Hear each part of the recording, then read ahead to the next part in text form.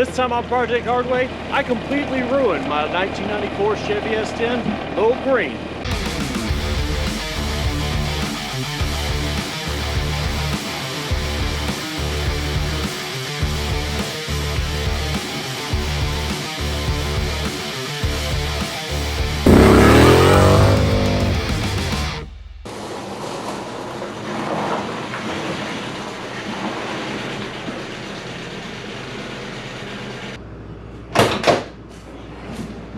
Well, now that we've got the rust swept up off the floor from where we lowered the rear, we got the truck back in the shop, it's time to get the truck up in the air in the front, knock the wheels off, and start tearing into this front suspension.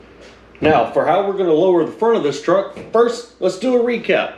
On the rear, we did a whole ass job. We bought brand new drop leaf springs, and then we put 2-inch blocks on top of those to bring the rear down 5 inches, and put a set of brand new Beltec Nitro 2 drop shocks to complement it. On the front, however, I've got a set of drop shocks, and I've also got a set of 2-inch drop spindles that I'm going to put on there, but 2 inches isn't going to be enough to match the rear. So we're going to do a little bit of half-ass work on the front end. We're going to cut some coil springs up to bring it down even more. Don't worry, we're going to try and be careful and do this as close to doing the wrong thing the right way to make sure that we're good to go. All right, front's up, wheels are off. We got that real Tennessee tilt going on now. So let's get in here, get these brakes off and out of the way so we can start taking apart the suspension. First thing I want to do is get in here and compress the piston from the brake caliper back into the caliper. And with that done, we've got to get these brake caliper slide pins out. These are the bolts that hold the caliper onto the spindle. For whatever reason, a special reason, unknown to me, even to this day, GM didn't use a regular bolt for this. It's a giant Torx bit. This is a 3/8 inch 6-point whatchamadoozie. Luckily, I discovered this 17 years ago and I've had such a tool for just as long. Poof!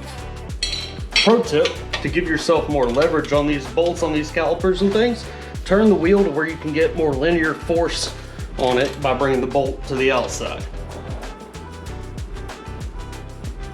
Oh my God, these are on there. My dad must have put these on. Little breaker bar action. Feel like I'm a little early in this process to be breaking out the breaker bar. Hopefully it's not a sign of things yet to come. Oh God, that thing is boogered. Ah. There's one. Yep.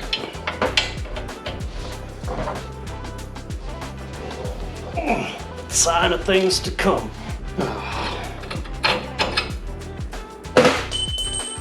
We haven't even really gotten started yet. Those are not bad, but they're not going back either. And with the caliper out of the way, now we can get the rotor off. We gotta knock this dust cap off, then take a big nut off, and then the bearings are in there. All this stuff slides and nuts onto or bolts onto the spindle. To get this dust cap off, you can use a chisel or your favorite flat tip screwdriver. I don't care. Your tools are your tools. You do what you want to with them. There we go. Then inside here, there's a cotter pin that goes through the castle nut, holds it all together. Get out of there. It's not recommended that you reuse those unless you want to. Now, you can use a buttery croissant wrench or some channel locks. Take that nut loose, and depending on your take on things, you can pull all this stuff out or yeet. There it all is. Bearings in there, bearings in there. Just gonna set this to the side for now. And here we have our exposed spindle. Now I'll go ahead and take this backing plate off because I have the delusional hope of reusing this when we got the drop spindles back on. I don't want to tear it up while taking this one off. Now, there's 3 more things holding this spindle onto the suspension. Can you see this over here? No. So here we've got our upper ball joint. Down here we've got our lower ball joint. Then over here we've got the tie rod. I'm going to start by taking the tie rod loose so that the spindle will spin freely without me having to turn the steering wheel. And then I can knock these you know, these ball joints out of here. And then boop, this thing should just fall right out of there. Another cotter pin. Sometimes these things get so seized up in here, so crusty and dusty and trashy, that it's just not worth it to try and get them out. Then what you've got to do is essentially break them off like that. Then just put your breaker bar over top of it, twist, and it's just going to chew it up what remains in the top of the castle nut. But with the nut off, you're not out of the garage yet, because now what was left of that thing in there is still in there. So later on, you'll have to go back with a punch or something and knock that thing out of there. In the meantime, I'm gonna see if I can smack it out with my brass hammer. Nope. Yep. There we go. Now we've got this big bad castle nut up here. See if I can get this cotter pin out. Sometimes these bigger ones are not near as stuck as those little ones are. Got it. That upper castle nut is a big boy 22 millimeter. Come on, get on there, you. But not too much to break it loose. Come on, get on there. My socket is stuck on the nut. There's that bad boy. Look at it, it's in there, isn't it? This cotter pin on the bottom one appears to be a bit more compromised. The old bottom here is a 24-ish. Oh, there we go. Trying to navigate around the camera.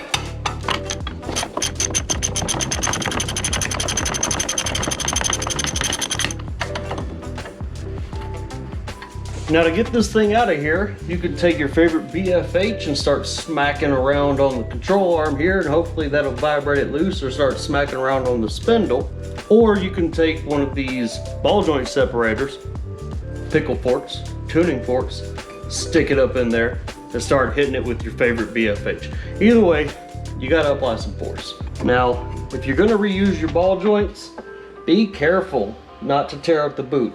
Though odds are if you're using one of these, it's inevitable. You're gonna tear that boot some way. So we'll keep our fingers crossed, hope for the best, prepare for the worst.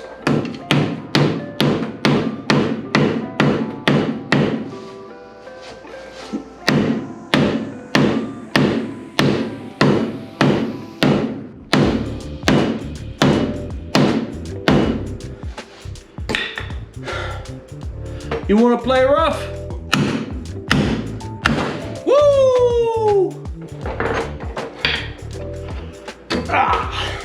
Now for the bottom. Probably should have done the bottom first. Been a little bit since I've done this.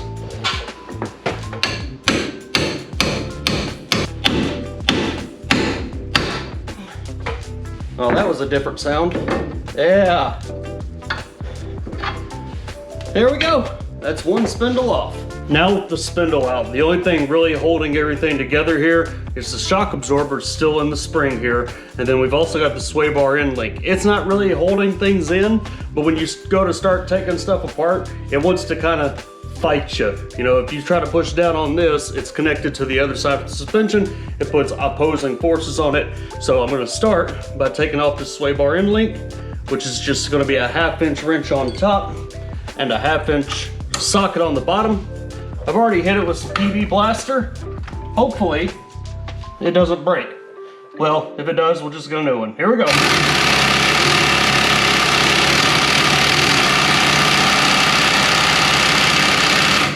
That's not doing anything, is it?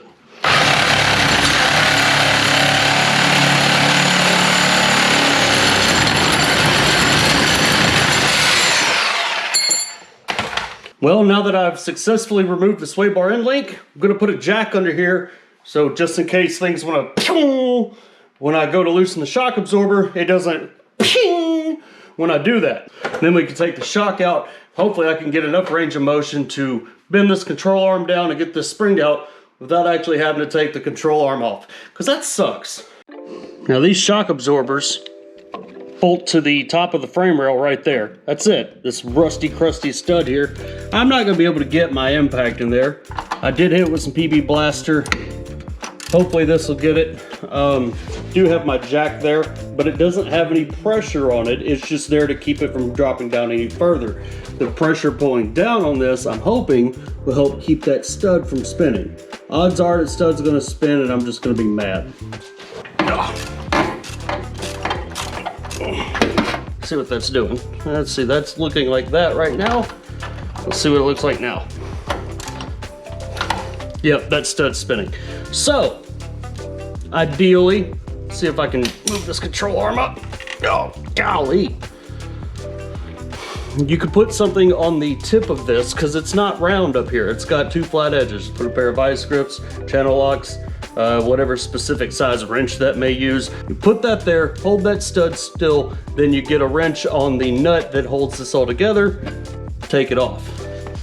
I don't know if we're gonna get that lucky. Oh gosh. Oh, holy cow. Hey, look at that, there it is. Okay, before we start hacking stuff up, throw my 14 mil ratcheting wrench in there. It won't go on.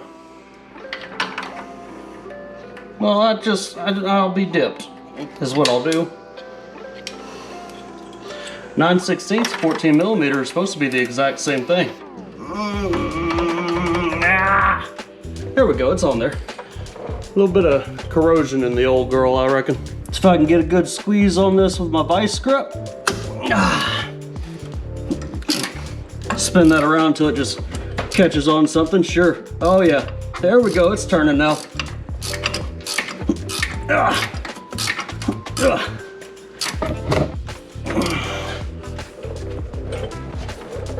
Now it's binding up. That thing is so rusty and crusty. I didn't choose this, you did. Oh, I'm not plugged up.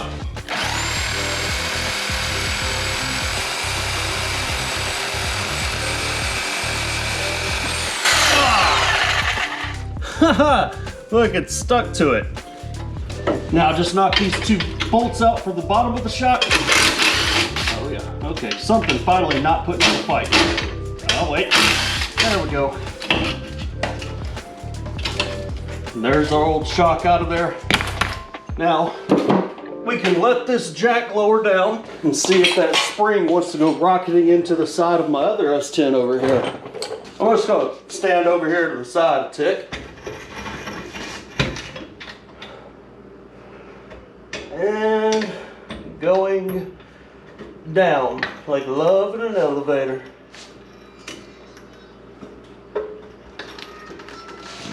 Oh. All right. Now what? You ever lost a foot before?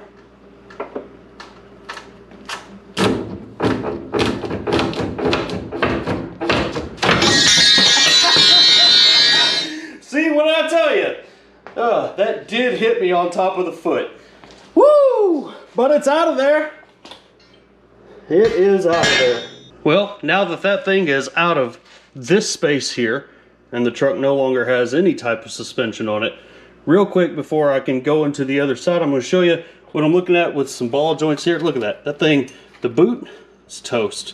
And it's got a lot of free play. It's not clicking and ticking up and down, but it's time for a new one. This is actually the only halfway decent one on the truck. It's got some resistance. The other two on the other side are just the same as that bottom one there. My tie rod ends, surprisingly enough, in pretty good shape.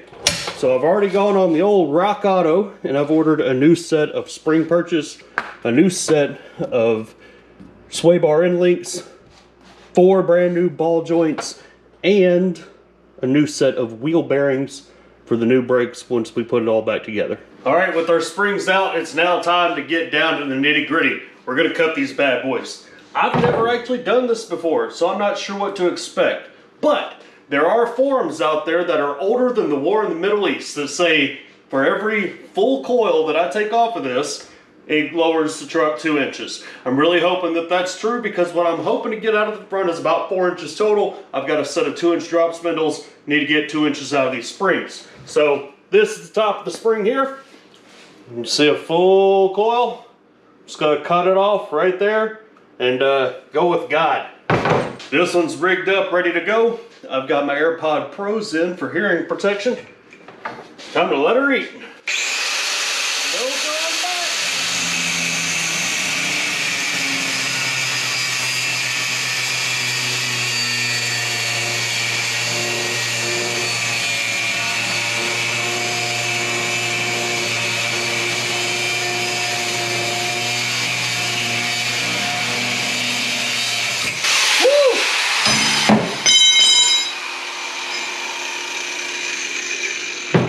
There we go, full coil.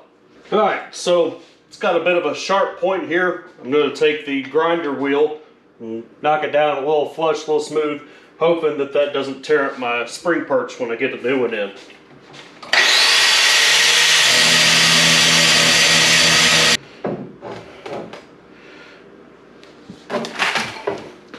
Whew. Whole can of acetone just hanging out there beside all that. So here's our springs side by side. We got a difference here, you see? So there's the one and then there's the other. Now I'll chop this one up, then we'll have them ready to go back in the truck once we get our new parts in with the new spring cups and ball joints and all that other good stuff. We've got parts. What we got here? We got the spring seats, insulators, whatever you want to call them. 4 of them. New wheel bearings. Made in the US and A. What is that? Oh, sway bar end links. And ball joints. Since it's from Rock Auto, can't forget the sticker. Oh look, that's funny. They got the old Mars Rover. Look at you, Rock Auto. Now that we've got all these parts, we can move forward with putting this truck back together. Changing these ball joints is a little bit of a process, so I'm going to make a separate video on that, and then I'll catch back up with you guys once we're ready to start putting everything back on the truck when this is done. Now you see here with the new ball joints installed, finally ready to start putting this front suspension back together. Almost. You see, before I put my springs in, I'm going to need my spindles. And remember, we're putting 2-inch drop spindles on this along with cutting the coil out of the springs. Now I could go out and buy a new set of drop spindles, but I already have a pair. I just have to retrieve them. That's where this comes into play.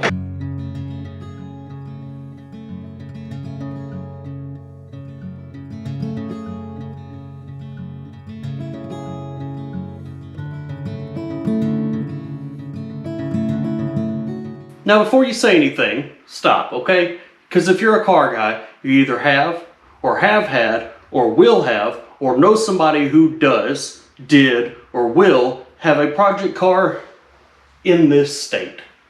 Okay, so leave it alone.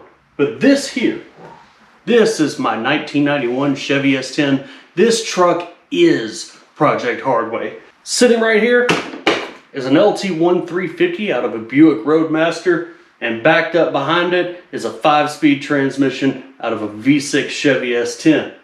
I put that engine and transmission combo in the truck and then, well, here it is today.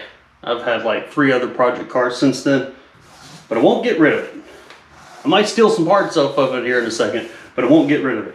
But this old girl's got my 2-inch drop spindles on it, so I gotta get it off the wall a little bit over there, bust the front suspension apart on it, put my old spindles off of this truck onto that truck so I can take the spindles from this truck, put them on that truck, and have a 4-inch drop in the front.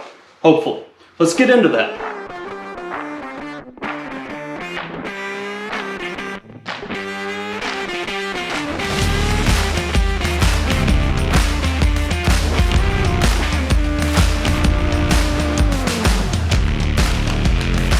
Alright, let's have a look at these two components. These are both the steering knuckles off the right side of the Chevy S10. This one's the factory one, this one is the aftermarket drop spindle. The mounting points are the same for where it mounts to the control arms and effectively on the suspension. The difference you see here is that the spindle itself that your wheel and bearing everything attaches to is in a lower position here and a higher position here. This effectively makes this mount on the truck the same way this one would, but the wheel will sit 2 inches further up into the wheel well, effectively lowering the truck. This method also keeps your suspension geometry the same as it would for stock. It's only once you start doing what we're doing with shorter springs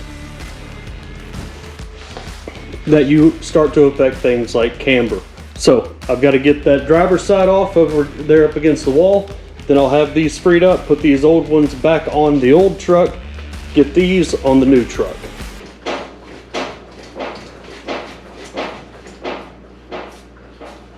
Well, now that that's back on the ground, we can get back to business over here. Never mind that, it doesn't have any shocks on the front end. Now generally, whenever you're working with one of these coil springs, you're going to want to use a coil spring compressor. It's got a shaft that goes in the middle and a couple of arms that go on here. You with your impact and it squeezes this all together, makes the spring shorter and easier to get in and out of the truck. When I cut the spring, I figured, hey, it should be short enough that I can get it in and out of the truck.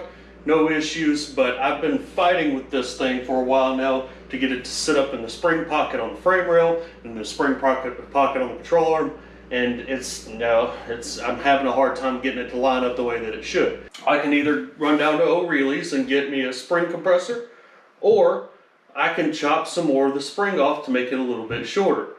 And if you can't tell by this configuration here, well, that's what I'm going to do. I'm not going to go too crazy though, because you can't add spring back. Okay, right? But one thing I have been concerned about in my mind is that I lowered the rear of this truck 5 inches, and I'm only looking at supposedly a 4-inch drop on the front. This truck's set level as it was, so I'm afraid it might not be right. So what I'm going to do is I'm just going to take a 1/4 of a coil off. We're not even going anything major. I'm just going to chop just a bit off here, make it a little bit shorter, maybe make it where I can get it up into that spring pocket and have everything line up without me having to rent one of those doggone spring compressors. Yep, got one of them, didn't I? All right, so yeah, wasn't quite enough to get the job done. So the way one of these works is that you stick this up in here, find a way that it'll grab hold of this right here. Hold on, I got this. I've done this before. There you go. You get it to set up on there, and then you take this and you stick it in here somewhere, and you tighten this down, clamp these together. It makes the spring short enough that you can get it in and out of the car. Now, if you know how to get these things in and out without one of these, or taking the lower control arm, or doing some type of voodoo magic, put in the comments section. Share your wisdom with not only me, but others. Because I've tried. And this isn't the first time I've had to just break down and get me one of these things here. So, share that, please. Alrighty, so to get things started, I'm going to go ahead and get the coil spring somewhat where it needs to be. I've got my new insulators on. I'll slide that up in here. So I don't need much compression out of this. I just need, this to be a little shorter. So I'm going to send this bolt and hook up through the shock mount and into the bottom of the coil spring. And so with that in place,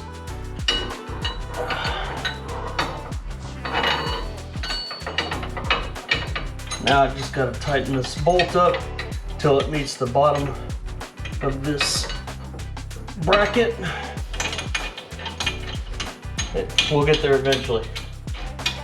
Every day is a winding road. Well, I better not do that again. It is on there in a way. Now mind you that even with this tool, this is still dangerous.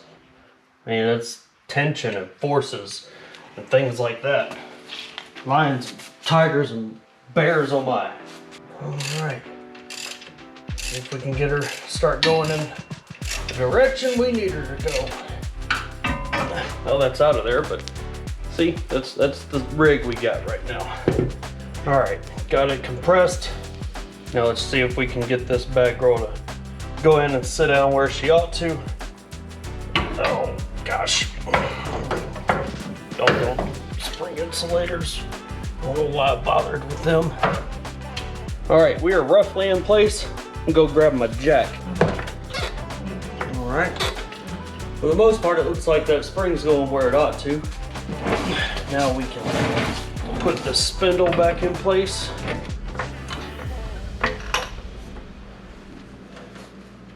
Uh-oh.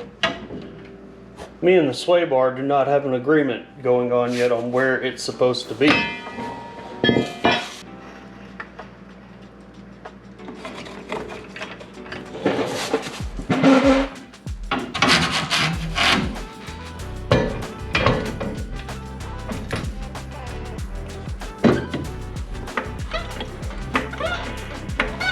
Throw this lower castle nut on. Don't have to get it tight just yet. I just got to get it on there so that it holds the suspension together. Of course, the upper one. And with those two on there, now I can release the tension on that coil spring.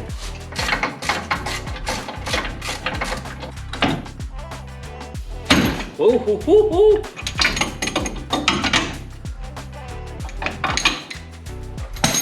That coil spring's in there. Now I'll go ahead and slide this new Beltec drop shock in place. It's got a couple of bushings, big old washers on it, and we'll take the top set off. And we'll slide that up through the coil spring. Are you kidding me?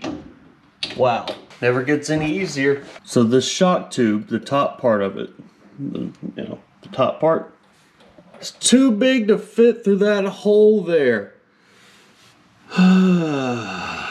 So just when I was thinking about breaking something out to start wallowing this hole out, I got to looking at it and thinking, well, I just took the J-clip out that holds the hardware in for the bottom of the shock. And they gave it just enough clearance that I can slide it in there. And then once it's up there, I can get that hardware back in somewhere.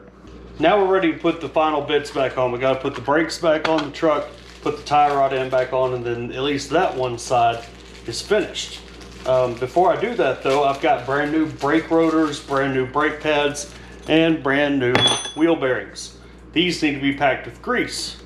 You can do that with just your own two hands. I suggest wearing gloves when you do this, unless you just don't care. Get some in the palm of your hand and just squish from the bottom to the top. You see that big gap there? Big gap there, that grease is going to get forced up into it, and the more you do that, the more it packs it in there. Then once you get to a certain point, it starts to squish itself out of the top, and you keep doing that all the way around the bearing until it's completely full. Excuse the mess, it is what it is. Now that I've got the bearing packed with grease, I've put a bunch of grease on the inner race and inside the hub a little bit, so it's, kind of swimming in there. Now I've got my new wheel seals I'm going to pop in there.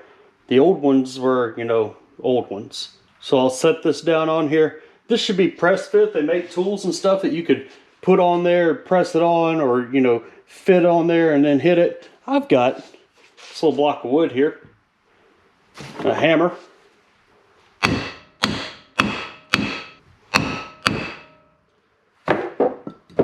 There we go.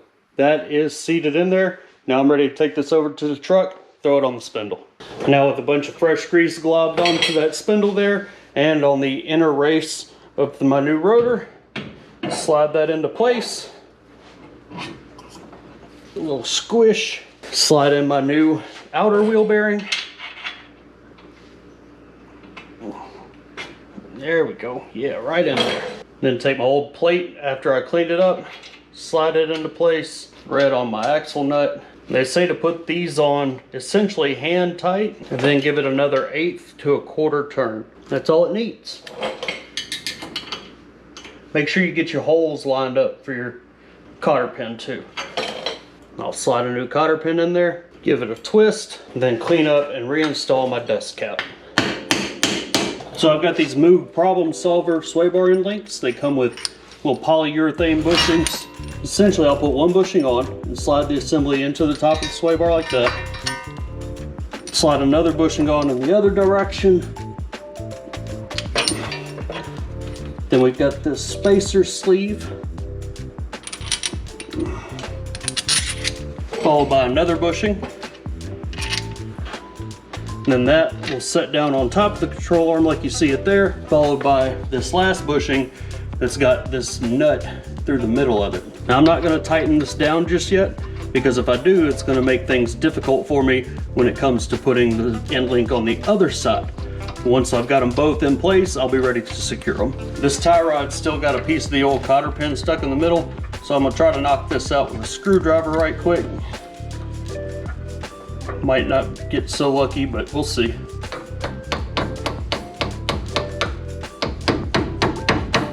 Nope, not gonna be so lucky, huh? All right, well, violence is the life we've chosen. Not quite sure what that is yet. I'm through. Yeah, ow. Yeah, there we go. Yeah, there we go. It's out.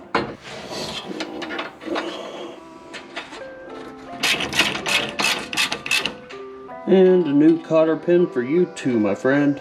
You know, in manufacturing, they've got tools that will install the nut and the cotter pin and turn the cotter pin all at the same time.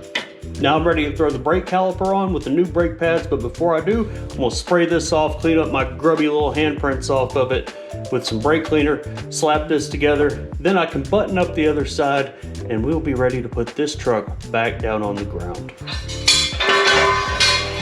All right guys, this is it. The moment I've been working for and working up towards, finally setting this thing down on the ground. Let's see how low she can go. Ooh, easy.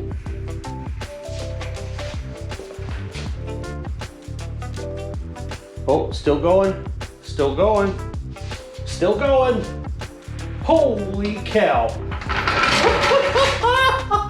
Oh, oh, oh, let me get this thing outside. Damn it, man, that thing looks good. But I feel like it needs something else. These are a set of 17 by 9 inch Krager Soft 8 wheels. They are a full steel wheel, so they are almost as heavy as your mom. And just like your mom, they were cheap. But unlike your mom, they look good. I drove a couple hours south of here to get these off of Facebook Marketplace, picked them up in Huntsville, Alabama for 500 bucks. They are an offset set. They come off of a C4 Corvette for some reason. But they are wrapped in BF Goodrich G-Force tires. The fronts are 255 45s, the rears are 275 40s. So, you know, making do with what we got. But if I were to buy this kit brand new, wheels, tires, everything, all in all, it's almost $2,000 worth of stuff. So I'll take what I can work with and it'll look good in the end. Keeping with the theme of nothing could ever be that easy, tie rod's contacting the inside of the wheel. But I reckon that'll be okay because I've got these. These are a set of 6mm or 1/4 inch, however you may have it, spacers that are just, you know, small enough to go on there without having to put longer studs on the truck, but just big enough to get that wheel off the tie rod. Look, when you take these trucks and you put a drop spindle on it, it moves the curve of the rim, the wheel, up closer towards the bottom of the steering knuckle, spindle, whatever you want to call it, right? So when you do that, you're moving it closer to the tie rod end. Then you add in the fact that we put a 9-inch wide wheel on a truck that when it was designed in 1980, it was designed with the intent of a 14-inch wheel with a tire the width of my pinky. You're going to have some interference issues. So we're going to poke these bad boys out, give it that hella flush look, and hopefully not have any contact issues with that tie rod end on the inside of the rim again. Those spacers I got came in a pack of 4 off of Amazon for $44. So that means that they're going to crack and fall apart and break and leave my tire wobbling and put me in a ditch one day. Maybe, maybe not. But since I got a pack of 4, I put the other 2 on the rear. And while I had the wheels off in the rear, I cut the majority of the bump stop off. Probably to no avail. It'll probably still hit, and then we'll have to come in and cut the bracket out for it as well. Maybe even put a C-notch in it. I don't know. Let's see how low we want to go. There we go. We have successfully given ourselves just enough space that that's not going to rub. Now let's check that wheel gap. I think the kids call that hella flush. Yeah, we're going to be rolling some fenders, I'm sure.